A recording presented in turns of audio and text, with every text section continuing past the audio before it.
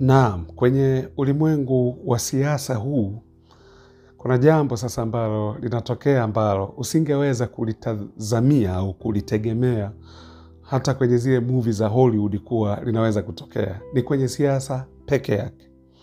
Ahmed al-Sharaa, kama unavyomuona hapa, ndani ya Urusi, kuonana na Vladimir Putin na kujadili mambo kadha wa kadha ambayo wamejadiliana.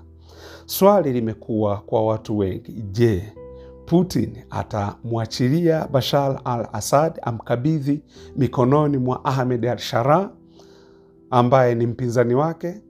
Na sasa wamekutana Moscow huko. Kumbuka ni mtu ambaye vikosi hivi vya Urusi vilikuwa vinapigana naye.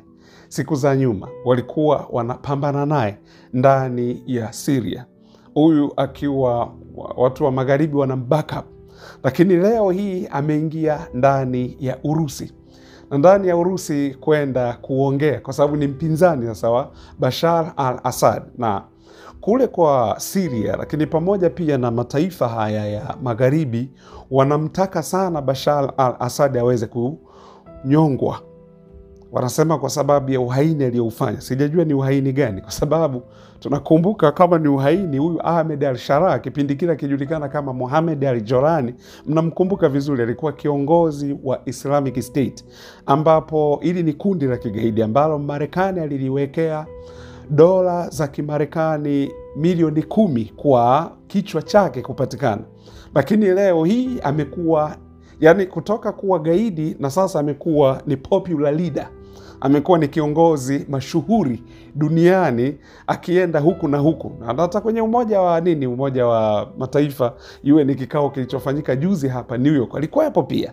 Na hata wakati Netanyahu anaongea, wengine wametoka nje, yeye alikuwa hapo amekaa na msikiliza Netanyahu anaongea.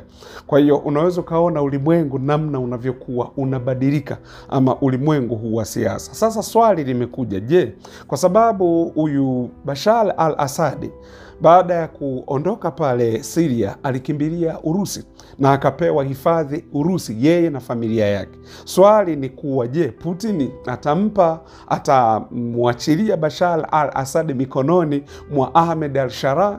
Sio kweli. Putin hawezi akafanya hivyo.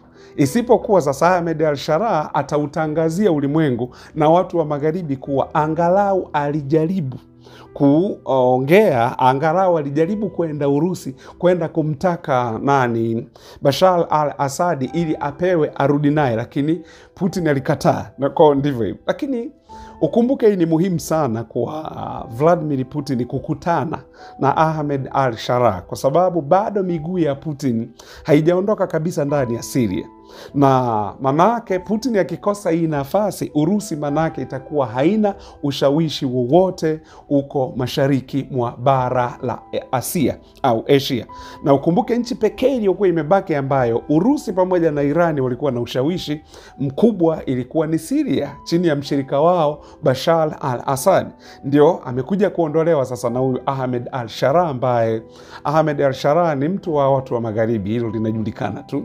Nadhani alihitaji kuongelewa kwa chini chini, linajulikana kabisa. Ndio maana Donald Trump alikuwa anamuita smart guy huyu bwana Ahmed al-Sharaa, ambaye mwanzo walikuwa wanamtafuta kama gaidi aliyesababisha mauaji ya watu mbalimbali, lakini leo amekuwa ni smart leader. Sasa na Ahmed al-Sharaa kwa nini ameenda pia Urusi? Ameenda Urusi kwa sababu ya mambo kadha wa kadha. Jambo mojawapo kwanza ni ujenzi wa Syria mpya. Kumbuka Syria imekuwa vita vikiwepo pale, vita vya muda mrefu sana ambavyo walikuwa wanamtafuta Bashar al-Assad. Na haya yote yalianza kwenye utawala wa Barack Obama. Alienda Syria, alisema sina shida na watu wa Syria, shida yangu mimi ni Bashar al-Assad, lakini bado akawa analipua miundombinu, analipua majengo ndani ya Syria. Kwa Syria pale ilipo inahitaji dola za Kimarekani bilioni 400 kuweza kuijenga Syria pale ilipo. Kwa hiyo sasa, kwa sababu watu wa magharibi peke yao hawawezi kuijenga, imebidi Ahmed al-Sharaa aende kuomba msaada kutoka kwa Urusi wa kuijenga Syria mpya.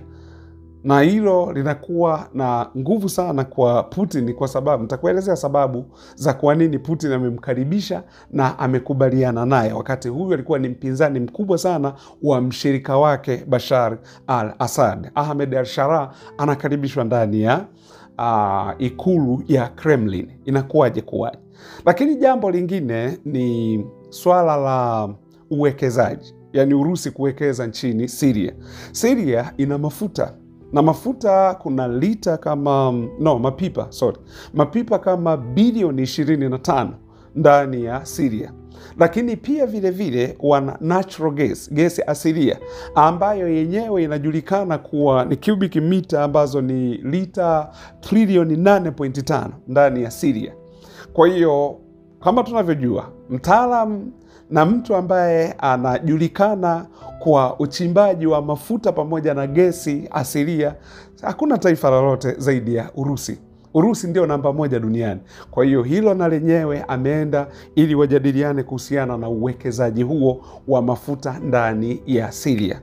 Kwa hili limekuwa ni muhimu sana kwa Urusi, na kwa sababu ya ushawishi wa Urusi. Kumbuka, Warusi ilibidi sasa waanze kuondoka. Anachokitaka Urusi ndani ya Syria ni kuweka kambi zake za kijeshi, kwa sababu kuna airbase iko pale, ile kituo kinaitwaje sui Hameim airbase, kitu kama hicho. Alafu kuna bandari Tartus, ambayo hii bandari ni muhimu sana kwa Urusi. Urusi akiweza kuwa na access ya hii bandari pamoja na ile airbase, manake ana access ya jeshi lake, ana access ya ile military power, nguvu ya kijeshi ndani ya Syria. Lakini pia hii ni bandari muhimu sana kwa sababu ya mambo mawili. Atakuwa na access ya bahari ya Mediterranean, na upande mwingine ana access ya Afrika kwenye hii bandari ya Tartus ndani ya Syria. Kwa hiyo hili ndio maana linamfanya sasa Putin amemkaribisha karibu, hakukuwa na shida yoyote kukaribishwa kwa huyu bwana ambaye ni kiongozi mkuu wa Syria, ambaye ni kiongozi wa mpito, tunaweza kusema kiongozi wa mpito wa Syria, Ahmed al-Sharaa, ambaye mwanzo alikuwa ni gaidi huyu, na gaidi ambaye Marekani ilikuwa inamtafuta. Lakini leo ndio maana ujue anayefadhili ugaidi duniani ni nani, ili ulielewe. Siku zote nimekuwa nikiongea hapa, watu wengi wamekuwa wakidhani Uislamu ndio chanzo cha ugaidi duniani. Sio kweli. No, wanaofadhili ugaidi duniani wanajulikana. Anayefadhili, sio anayefadhili ugaidi duniani anajulikana. Kwa sababu mtu ambaye ulikuwa umemwekea dau la dola milioni 10 kwa mtu atakayepata kichwa chake, leo hii amekuwa kiongozi, na huku kimbaka kuondoa mshirika wa Urusi na Irani ndani ya Syria. Leo hii ndio una backup. Kwa sasa watu waweza kwa ina maana Urusi na anafadhili ugaidi? Hapana, sio kweli. Urusi hafadhili ugaidi, na Urusi ndio mtu pekee ambaye anapambanaga kweli na magaidi. Urusi ugaidi hapana. Lakini Urusi amempokea kwa sababu ya Urusi naye bado Urusi nataka kuwa na ushawishi pale Syria. Na Marekani amekuwa akiondoa sana ushawishi wa Urusi popote pale anapokuwepo. Na ndio maana unaona hata mataifa ya Afrika huku Urusi anapojaribu kuwa na ushawishi, bado ana Marekani hataki, yani Urusi awe na washirika. Hataki hiyo. Anataka yeye ndo control kila kitu. Ni kwa sababu wanajua vizuri sana kuhusiana na Mrusi kuwa yule ni rafiki wa kweli. Ndugu zangu, mnakumbuka kuna mwanamama anayeongoza Namibia sasa hivi, anaitwa nani yule mwanamama? Jina lake gumu kidogo. Anaitwa nani bwana? Lakini yule mwanamama ameongea, amesema Urusi ndio rafiki mzuri na rafiki mpya wa Afrika, kwa sababu Urusi alisaidia sana vita vya Angola, tofauti na watu wengine au tofauti na mataifa mengine. Huyu mwanamama naye ni wa moto kweli. Kwa hiyo unaweza kaona namna ambavyo sasa Marekani popote ambapo Urusi anakuwa lazima. Kwa Urusi au Putin amemkubali huyu bwana ni kwa sababu ya hicho ninachokuambia, kwa ajili ya ushawishi wa kwake Urusi pale nchini Syria. mambo ndivyo yalivyo. Sasa watu wa magharibi wanasemaje? Hilo tutakuja tuliongea wakati mwingine, tutakuja tukuambia wakati mwingine. Je, watu wa magharibi wamependa kweli hiki ambacho Putin anachokifanya? Tutakuja tukuambie wakati mwingine. Asanteni sana wanaokuwa Mwafrika, tunawashukuru. Tunaomba usiache kulike.